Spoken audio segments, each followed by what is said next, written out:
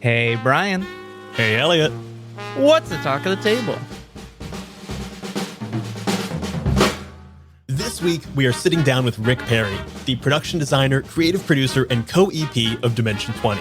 Rick leads the team responsible for the amazing and outrageous sets and battle maps that have come to define seasons like Crown of Candy, Mentopolis, and most recently, Burrow's End. When I think of what it is that makes Dimension 20 so special, one of the very first names that comes to mind is Rick Perry. Rick, welcome to the show. Welcome, welcome. Thank you. I'm very happy to be here. Thanks for having me on.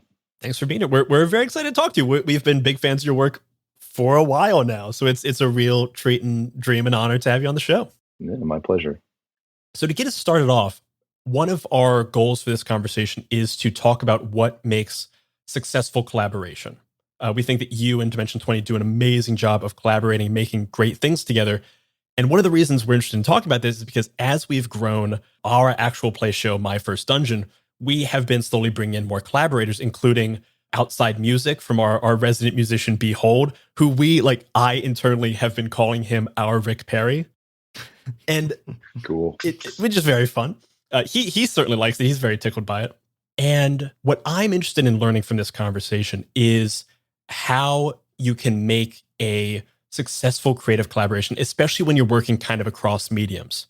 So I guess my first question to you is, what do you think it is that has made your collaboration and your work with Dimension 20 so successful up till now? I don't know. I don't know if there's any one answer to that question. I do think collaboration is the cornerstone of it.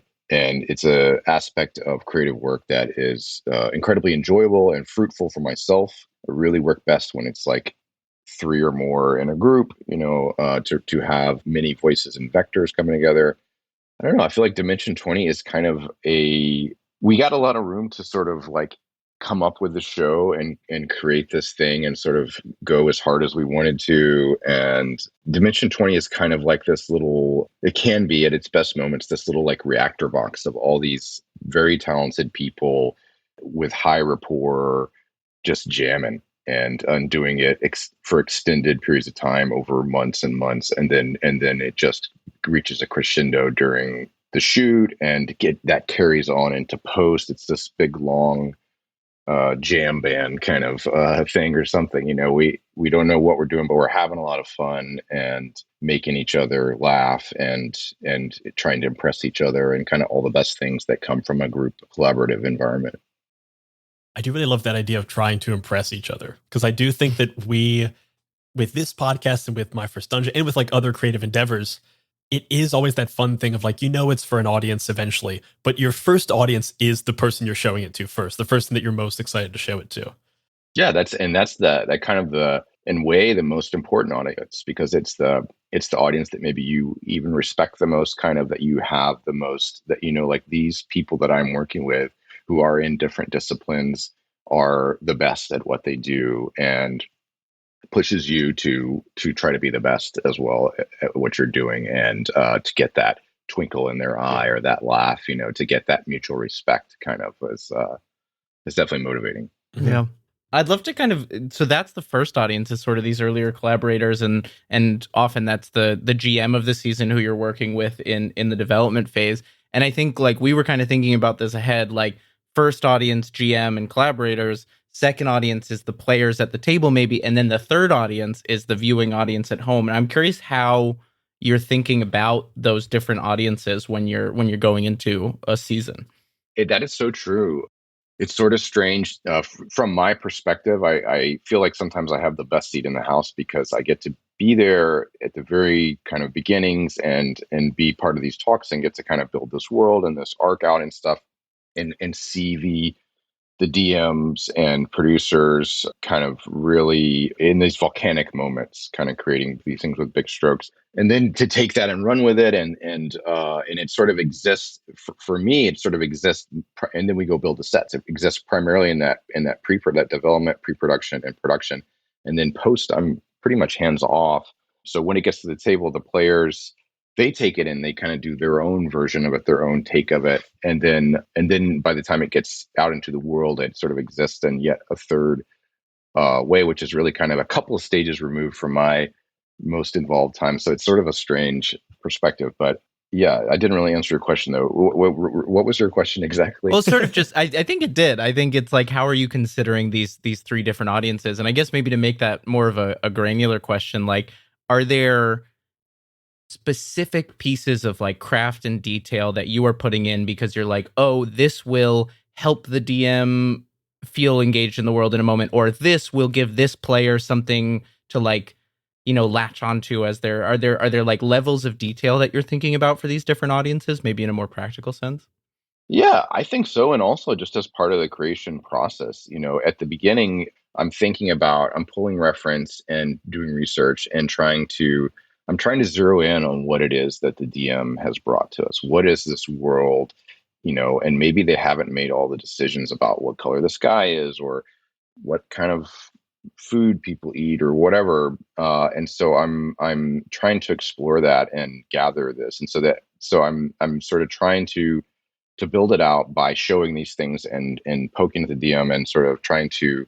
So in that way, it's like an exploratory, like it's a lot of like yeses or nos or maybes or I'll get back to you on that. But that's what that part of it's like. And then once we feel like, okay, we all know what this world is, we're all on the same page and the characters have been created and the cast is locked in and stuff, then it's about communicating that to the players, doing it in a way that communicates as much as possible, like vibe and all these different things, genre, without giving anything away. Hmm.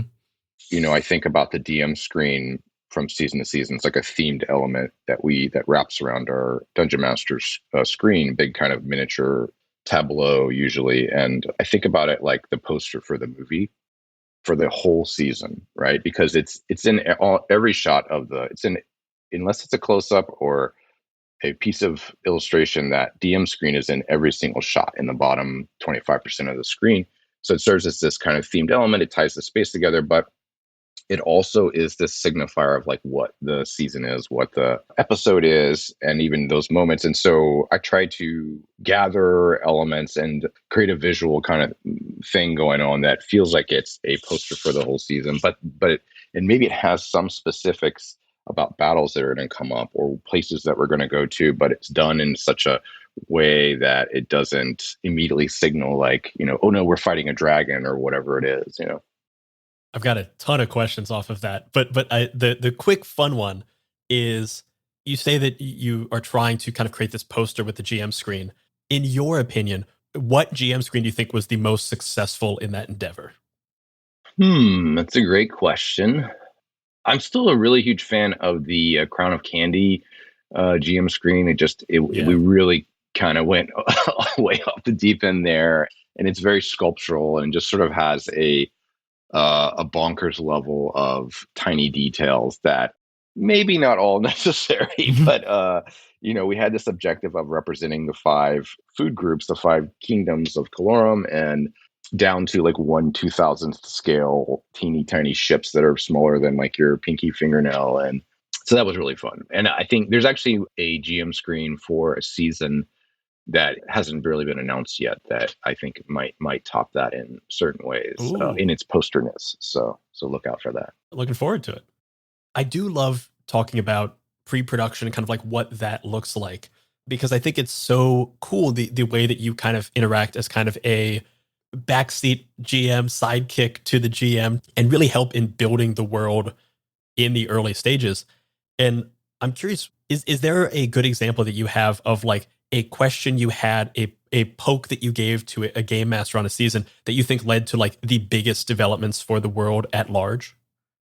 The GM of any given season is still the sort of primary creative of it. So, I think I'm really, my role really is to try to try drums or whatever it is to their main, melody. I'm sort of trying to like build it out in a way, but I don't know. I mean, a bunch of stuff. I get to kind of be the first player in a way too, or the first, like, it's like the GM is coming up with this world and I'm imagining like, the minutia of it. Because for instance, like in the Crown of Candy, the people are made of food. And as someone who has to like build the little buildings and stuff for these battle maps, I start thinking like, well, what is this? This is clearly like a medieval like wooden hut.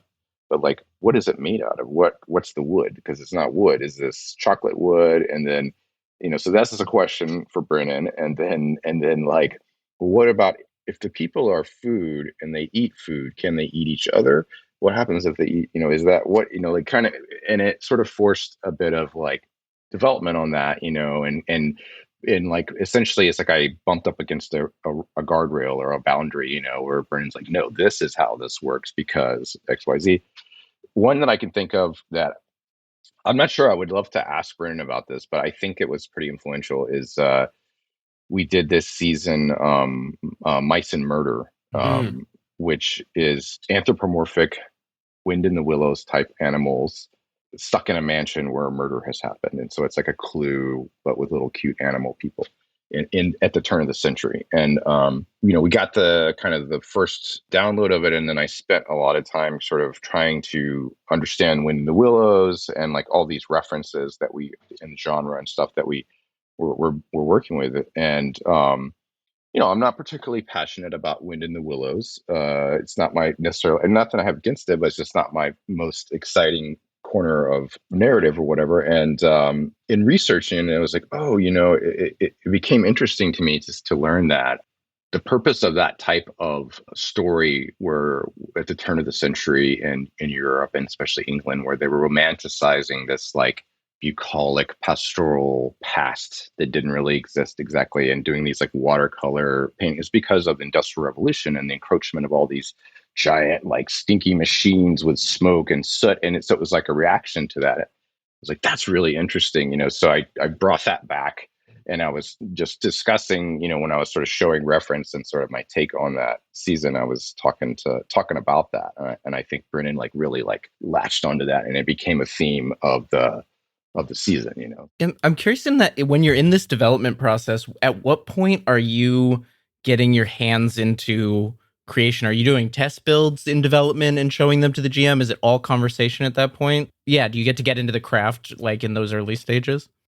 Yeah, sometimes it being an anthology show, it really varies wildly season to season, what the process is like. Certainly sometimes an early build is very appropriate to explore a concept, or like, oh, we know we're going to have a lot of mushroom people in this season or whatever, so let's build some and see how that looks, or try this effect. When we did a season set in Tailspire, which is this awesome like a 3D kind of virtual dungeon software where you can create your own battle maps and run games, with your friends online. That was a new software for us to use for the show. And initially the idea was like, oh, we have this like computer space. We should build maps as big as possible. And I want to build the mountains in the distance, and I want to do all these sort of things. And then, we dive into the software, and it's like, actually, that's not what the software is designed to do. And you can only build so far before it starts to like kind of break, because it's meant to be sort of a microscopic sort of view into one little set piece, one little world, So anyway, just things like that, where it's like, okay, let's go and figure out, whatever it is that we need to figure out for that season. When we did Starstruck, which is based off of these graphic novels that Brennan's mom wrote, that was like a week and a half of like, I have my copy here somewhere, but it's like, of just pouring through there, taking pictures of the pages and cataloging like all the types of technology, and sort of doing a deep dive on this existing world to understand it, and then reporting back and being like, well, I noticed there's a lot of this, and this, and the spaceship should be a hot dog because look at all these goofy like 50s like diner kind of vibes that they have, I gotta think you get some weird emails, or like your emails must be fun. Like what or the questions you gotta ask, like, wait, should the ship be a hot dog or a hamburger? Is the wood chocolate wood or is it celery wood? It's good problems to have. Yeah, it could be worse. Yeah, for sure. So in my day job, I work as an assistant director for television shows, and so one of the things that I'm very aware of is like learning to speak the languages of all the different departments. Like, this department doesn't care about this, but they do care about this.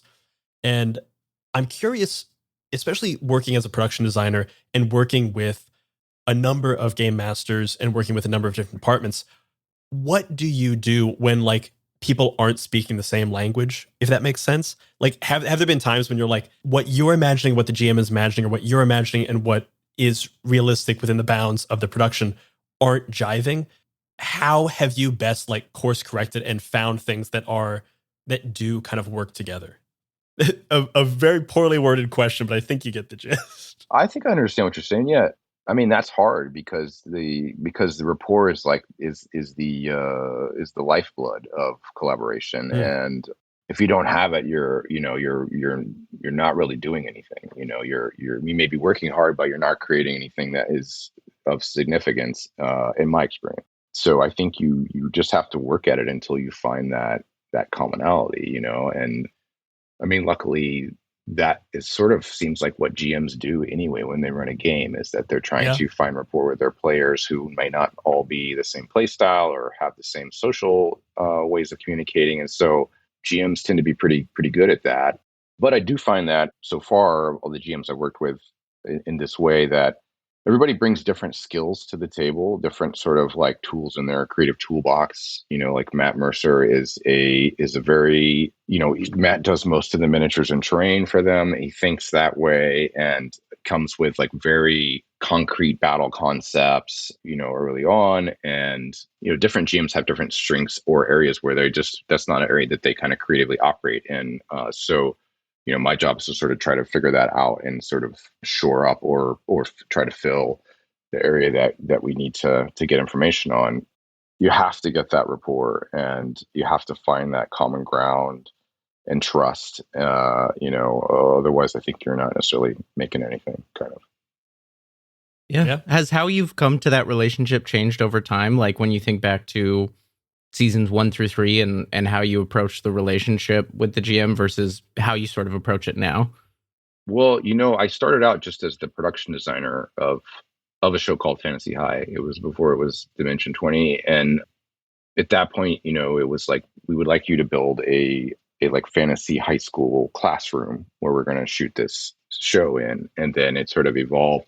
But being there in a similar way in a time when Dropout was had some money to invest in shows, and they were spinning up a whole bunch of shows at once. So there was kind of a bit of a vacuum as far as like, I think, ability to give everything to a single show, especially a show like an actual play show, which really is a massive amount of both content and creative choices and world building, all these sort of things. So there was a lot of like, well, what about this? What if we did miniatures? What if we did this? Or like, hey, let me show you all this thing I just found. And it would cost $5,000 more, but it's really cool if we put LEDs on the set. And they're like, yes, or whatever, let's do that.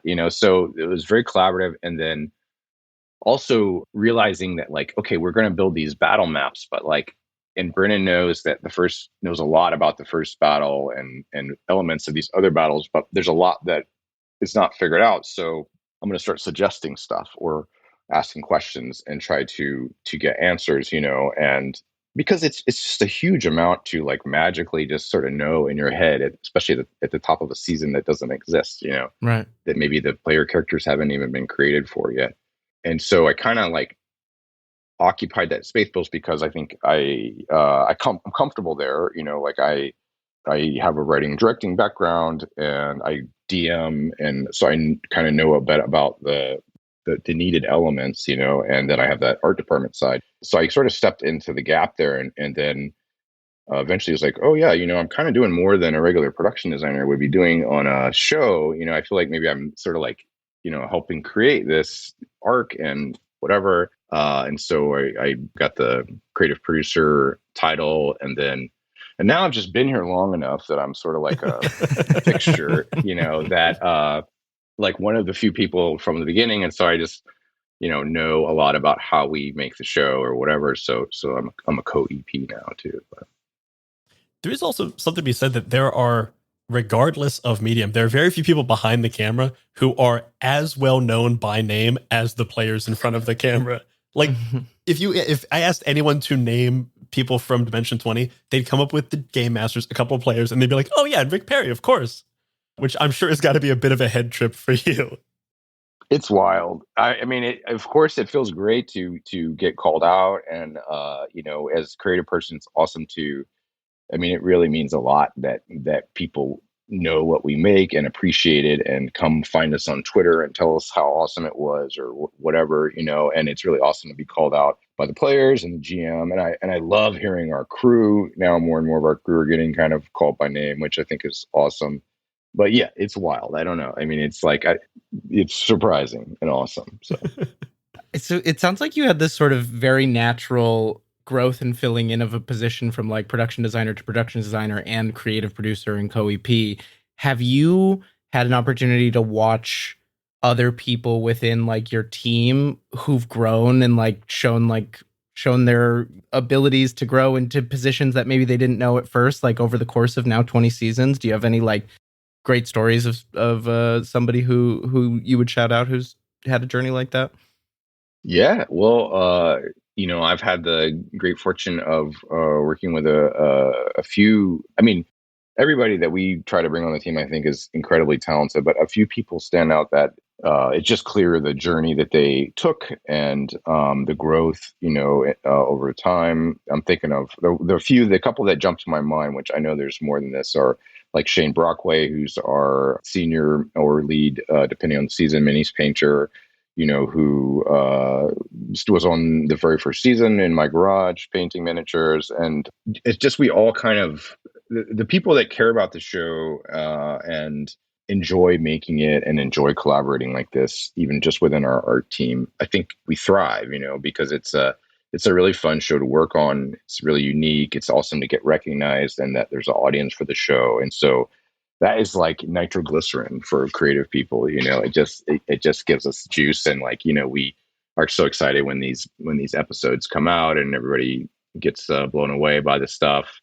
No, but like, yeah, a bunch of people, like, I think it was not even 2 years ago, Raven Bartlett came to my shop here as a model maker, a first time kind of model maker, although they had experience working in theater and doing those type of models and stuff. But Raven was great, and Raven then went on to art direct a number of seasons. Yeah, Casey McGeorge, who started as a remote art director on a small kind of remote season, now has probably art directed more seasons of Dimension 20 than ever, and is production designing things for Dropout and other things out there. So, I mean, I can't take credit for those people's skill and stuff, but it's really fun to help create a space where there are opportunities for people to thrive, and Right.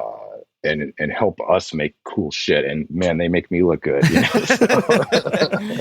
And that's part of like great collaboration is like, when you're able to give people that room, I feel like, whether they're working quote unquote under you or alongside you, like giving them the opportunities and space to grow in that way feels like a great piece of that. Totally. It is also like a sign of a successful collaboration or like a successful partnership within a team of like, I'm excited to make my like boss look good and they're excited to make me look good. It's just like a very simpatico thing. It's great. Totally. Yeah. It's like you need space to operate. You need opportunities. You need those little vacuums where you can do your solo or whatever it is. And hopefully by then know enough about what the song is you're all playing or whatever, so that it all fits together perfectly, Yeah, 100%. Midnight Muscadines is a cozy, dark tabletop role-playing game where light and shadow intertwine in a fractured world.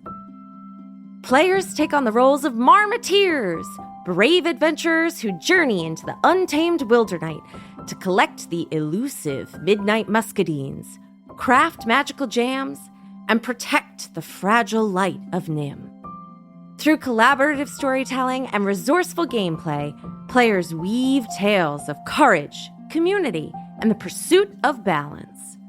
Will you preserve the light, uncover the truths hidden in the shadows, or reshape the balance of the world forever? Midnight Muscadines is perfect for fans of Studio Ghibli and Sea of Stars, who seek to capture the magic of exploration and the heartfelt adventure in a world where small heroes make a big impact. Play Midnight Muscadines as a traditional GM'd game, GM-less, or even solo. Midnight Muscadines is crowdfunding now on BackerKit. Join the campaign at pandeongames.com/muscadines. I'm Quinns of tabletop role-playing game review show Quinn's Quest, and this is Play to Find Out. Play to Find Out is an actual play podcast that brings notorious old games from the 80s and 90s back to the table. Each season of Play to Find Out, I'm joined by Emily Johnson and Rob Morgan. Good? Nervous? Yeah. You both looked at each other really concerned, like you think what's about to happen is going to be unpleasant. And frankly, I think that's rude. And together, we explore the TTRPGs of ages gone by. Our goal, to separate the TTRPGs that deserve to be remembered from those that maybe don't. I don't know, Emily. It was the 80s. A lot of people were on cocaine. We blow the dust from decrepit systems to learn how they work. Your 100 on the encounter table bursts out. Right, you've encountered a bug. Get ready. Don't laugh. There's one get ready for a fog. Don't laugh. Encounter their unique quirks. I do finger guns to cover up how I wince. A weird thing happens as you do finger guns. Oh no. And I'm hoping that the Quinn's Quest community will join us in exploring these games too. If you this up, cannot describe to you how much your adventure ends here. Yeah, that's fair. Because the best way to learn is to play to find out. Play to Find Out is available now on the Quinn's Quest Patreon, but the first episode of each series streams for free on the Quinn's Quest YouTube channel and wherever you get your podcasts. Anyway, you failed the Earthtech roll, and you made jokes while I was doing my exposition, so you don't get to hear any more. Oh, no. Come on. I was shook as...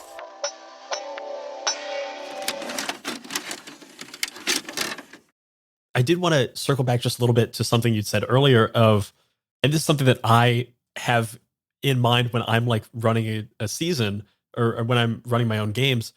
It amazes me that you guys have battle set number 10 ready to go before episode 1.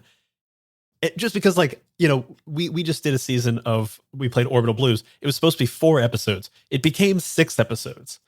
For you guys, that can't happen. For us, it's like we can let it kind of slip a little bit.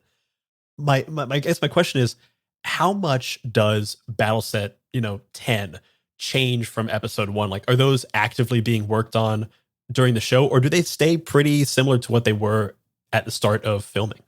I would say largely things sort of stay what we work out at the beginning, but they do change. And because of scheduling, we're not always completely done with Battle Set 10 on episode 1. Sure. A lot of times we're done with the first 5 or 6 or first half of the season's worth of battle. And so we're still building them out. So there's that. Sometimes we do, we have been in situations where we've added an extra episode because like this just is going long, and so we'll be in like a 2-hour and 45-minute long episode, taking a bio break, and Brennan is talking to like Michael Schaubach, the director, and me and Carlos, and being like, hey,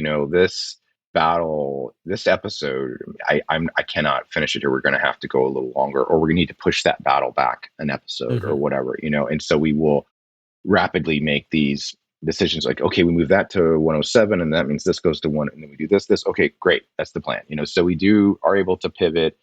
We've done things where we've swapped battle sets, like, oh, we were supposed to go to this battle, but now we're going to go to this battle instead, out of order.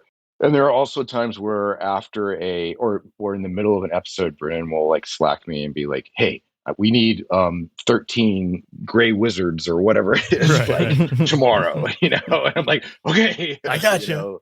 But that's the thing. It's very much like GMing, right? It's like you make this plan, but like and that allows you to just like in production work to be ready for like 90% of the stuff, and it allows you the bandwidth to take care of the 10% that's totally wild and that you're going to have to flex for, so.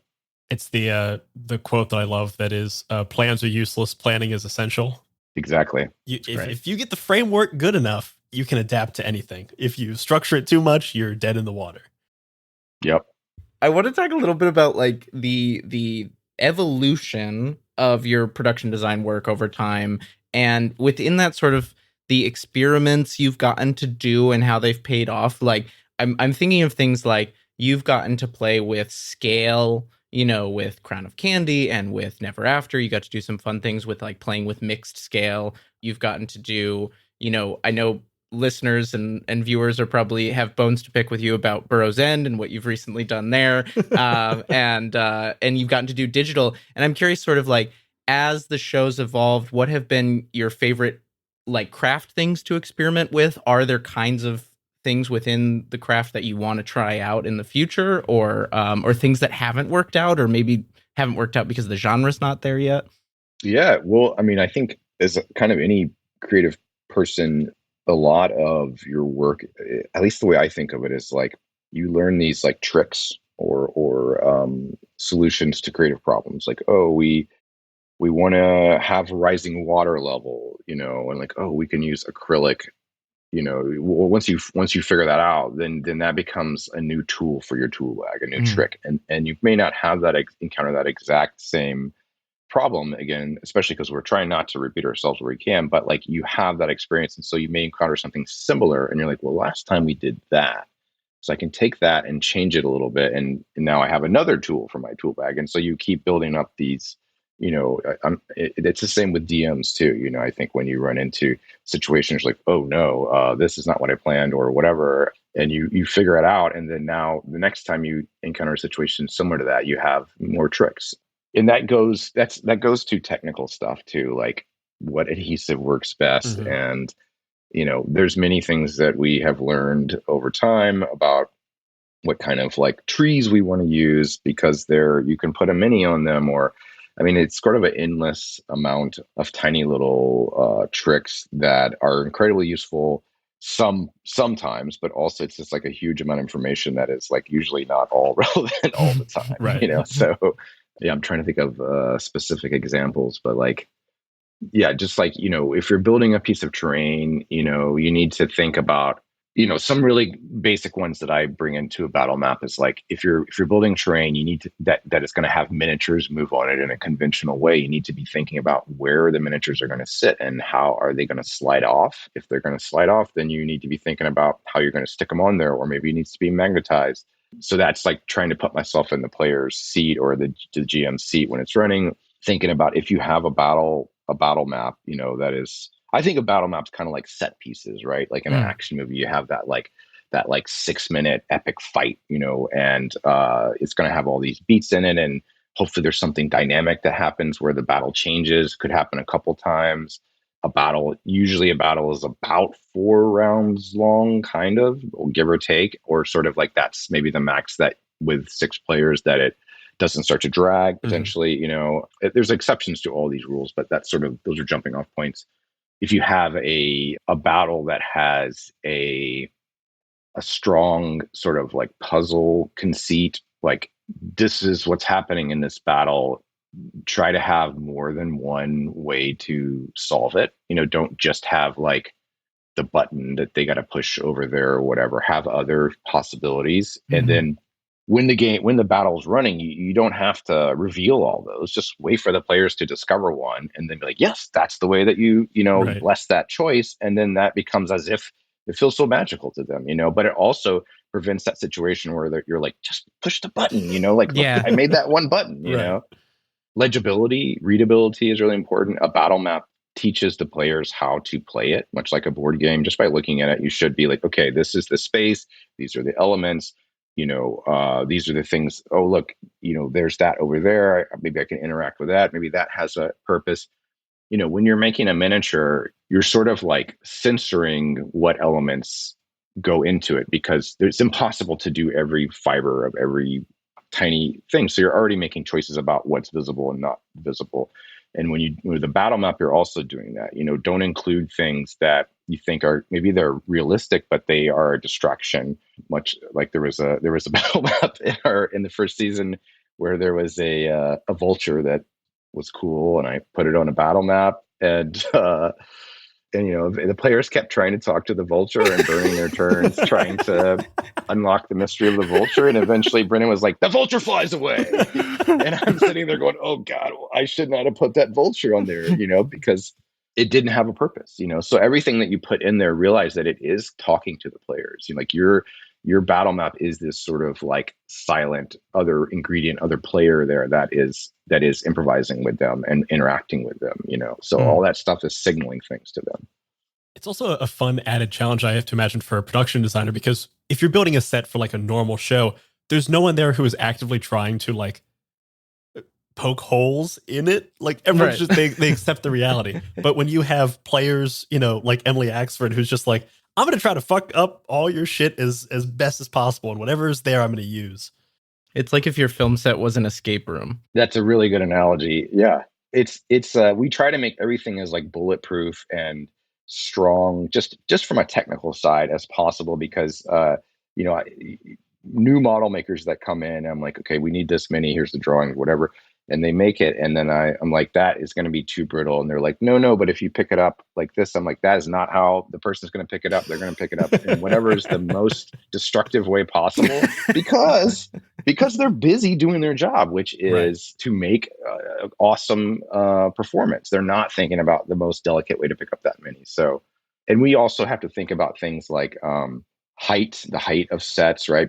It's a 360-degree set, which means that it's looked at from 3 cameras that are all shooting this middle part of the table from different perspectives. So, you can't put something like this because it will block the cast. So then if you're like, well, maybe I'll put it, and I'm holding my hand up directly in front of my face, so maybe I'll put it to the left of my face. But then you go look in the other camera angle and it's actually right in somebody else's face, So it creates this little puzzle of like of how to use the space. And all of our battle sets, we go back and shoot close-ups of them afterwards. Michael Schauba, Kevin Stiller, our team goes back and stages these well lit with like haze and tracking shots, these beautiful shots of the minis. But in order to do that, they need wild walls. They need elements of the set to come apart so that the camera can actually get in there. So those are also things that we're thinking about when we're designing set, is like that whole section needs to be magnetized and removable, And just to, I guess, emphasize that last thing you were saying about the like eye lines and not blocking, 7 eye lines, at least 3 cameras that you're having to consider? 3 cameras on the cast, and then there's usually if it's a battle, there's an overhead camera that started out just for reference of what's happening in the battle, but now it's also one they use. And then they have like a kind of a 3/4, not fully overhead, but higher angle too. So there are 5 cameras now on a battle season of D20. Can't hide much. No. Yeah. Yeah, can't hide much. On the subject of sets, and like you guys have done so much, and you said you're trying not to repeat yourself. Is there something that you haven't been able to do yet? Is there like a fun trick in your tool bag that you're just like hoping to get out sometime in the future? Yeah, there's lots of things. I mean, I love to find new things out there, new miniature vendors and new lots of stuff, but I don't want to tell you because I want you to be surprised. Right. Yeah, these are tricks that I haven't pulled yet. So I'll be honest, I would rather be surprised too, but I gotta ask the question. Yeah. yeah, I respect that for sure.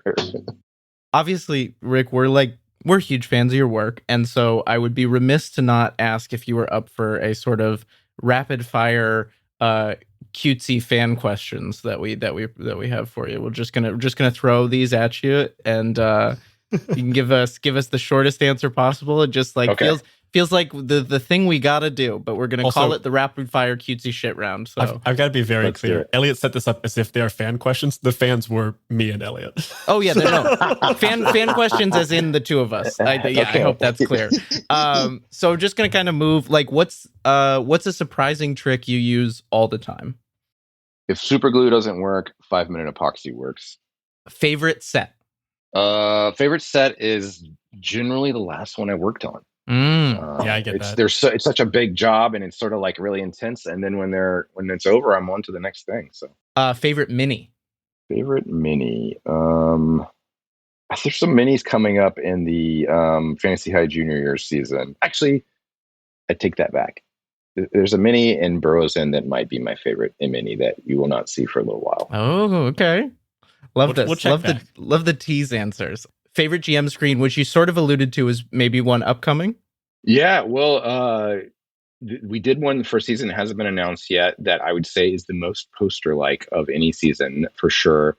But actually, I think my new favorite GM, or maybe it's a tie between the Crown of Candy GM screen and the Fantasy High Junior Year GM screen.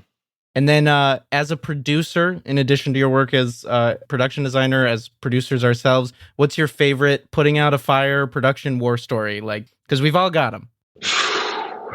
Well, some of those you probably can't tell. Oh, but, yeah, the ones you can tell. Those are the best ones. Oh man! We'll just put a long censor beep for the next 3 minutes. I don't know. This is not really a producer war story, but so when I first started working in production, I was living in New York City, and I worked at a scenery shop in Spanish Harlem. And this is more of a horror story. Okay. So a slight gore injury warning here. I was working on as a carpenter for these backdrops for VH1 Total Request Live, and I had to drill a bunch of repetitive holes in something. And the working conditions were not great. We had been working too many hours, and it was a Sunday, and my hand got stuck in the drill press, and the end of my finger snapped off. Oof. But they put it back on, and everything was okay. So, but that was definitely a war story. Thank God for modern medicine. Jesus. Yeah. New piece of Rick Perry lore has a reattached finger. I think kind of as we kind of move to a close, one of the things that I'd love to ask are, what are your main tenets as a designer? So like, what do you think separates good from great? Or like, what are your core beliefs that you think go into every set and every bit of design that you put out into the world? For me, there has to be a great amount of truth in world building. It has to resonate as real. I want to be able to have a sense for what it smells like there, and what's, the dirt under the fingernails. Like, I want the world to make sense. And I think maybe that's just my way of getting fired up about it, because that allows me to find like the beauty or the aesthetically interesting things to feel inspired to create beautiful things. But for me, it's like I'm a big Wikipedia reader, and research, and just sort of like do my own world building is a big part of my design process. And the other thing I will say is I love to leave aspects of design open-ended until the last possible moment. I like to, it's part of the reason I like to be a production designer and also get to lead the shop, because I want the thing we're making to stay alive and vital, and allow for any last moment inspiration as we're working with this material to be like, oh, you know what, this should all be blue instead of red. It's going to look so much better, or whatever, and do that. I like to try to keep the process alive through the whole course of it. I love that. That's great. I wrote this down because I really liked it. The dirt under the fingernails of world building is a great phrase. Yeah. So you've been working with, Dimension 20 for a while now, but you said you also are a gamer, player, GM yourself. I'm curious, sort of, what do you play for fun? What do you play for inspiration? And then maybe how has your time with D20 changed how you play games in your personal life? Well, I feel like I have less time to play games than I did before, but that's probably not true. I tend to like games that are heavy on world building, whether that's a part that the players are doing, or that they're just a really rich, like lore-rich world. I play in like a Dark Sun 5th edition game that I've been playing in a long time. I play in a Dark Heresy 2nd edition game, which is like the Warhammer 40,000 game where you're like a FBI agent or something, sort of going around finding corruption. What else? I like to GM games that are sort of rich and in world, and that are kind of have a gritty, sort of dark, like a lethality to them. I'm currently GMing, which I'm actually finding the most joy in right now, is my our 8-year-old just of their own accord wanted to play games. So I've been running a 5th edition, just the Lost Mines of Fendelver, where That's tweaked so it a little fun. bit, but with the neighborhood kids around here, and it's been a blast. So Start them young. yeah. And then the last question we have, this is the question we end every interview with, is what are you bringing to the table? So who is a person? What is a game, a show, a resource, something, anything that you're excited about, either within tabletop or outside of it, that you would want to recommend to anyone listening right now? It's been a few weeks now, but I'm still kind of on a high from Big Bad Con.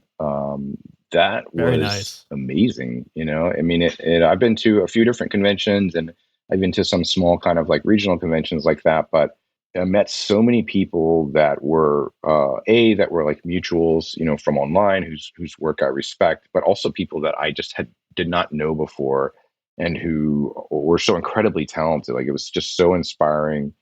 Yeah, that whole thing. And now I've been talking with people since then as well that I met there, continuing conversations. So yeah, I feel like that was a big event for me. So I love it. Heard nothing but great things about Big Bad Con and sort of the connections people make there. Seems like it has that real personal level that maybe a lot of conventions don't manage to create.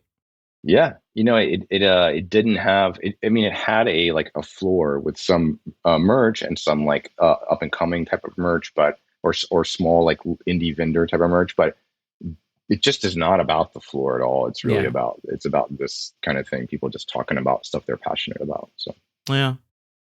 I sort of have an impromptu question that we might have to go back and stitch, but I think is a valuable one for the listener, like for a specific listener out there. Maybe somebody is interested in production design, interested in art department kind of work, maybe hasn't considered actual play as the world to go do that within. What would be your advice to somebody in that position who might be thinking about it, or like what's exciting about it versus other kinds of production design? I guess that's 2 questions. Let's go with what would be your advice to someone who is like, I want to be a production designer and like maybe I want to get into this world of actual play? Like, yes, so more than one person has asked me how do I do production design for actual play, or how do I do your job? And I feel like I might be the only like full-time actual play production designer in the world currently. It doesn't mean that that there aren't going to be more opportunities, and there certainly are many opportunities. I mean, actual play is kind of the Wild West, I think, in a certain way. Like,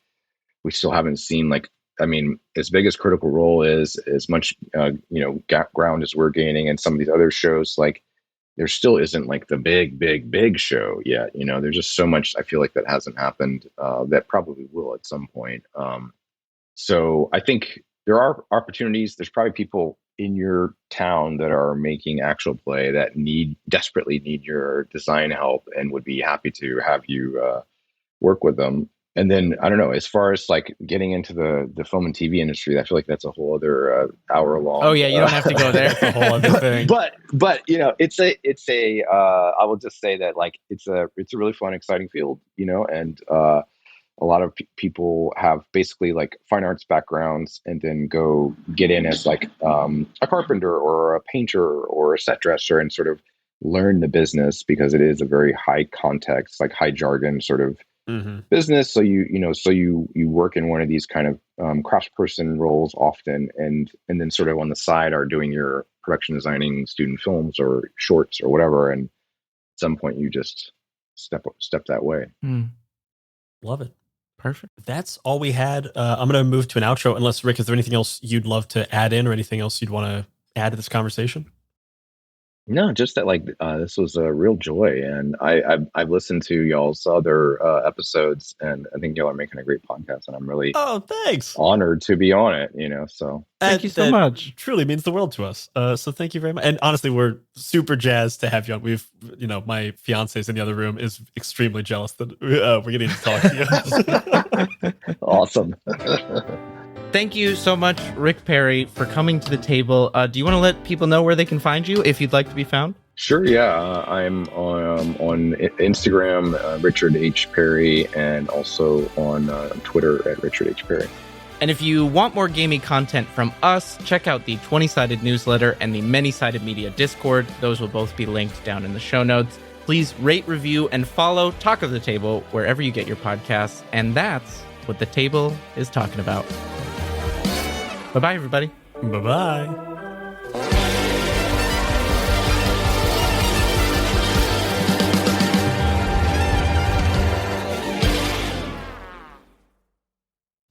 If you're looking for more great gaming content from everyone here at Many-Sided Media, you should consider subscribing to the 20-Sided newsletter. It's a free, bi-monthly newsletter for people who love games, make games, and just love making games. To subscribe, just go to 20sidednewsletter.substack.com or follow the link in the show notes.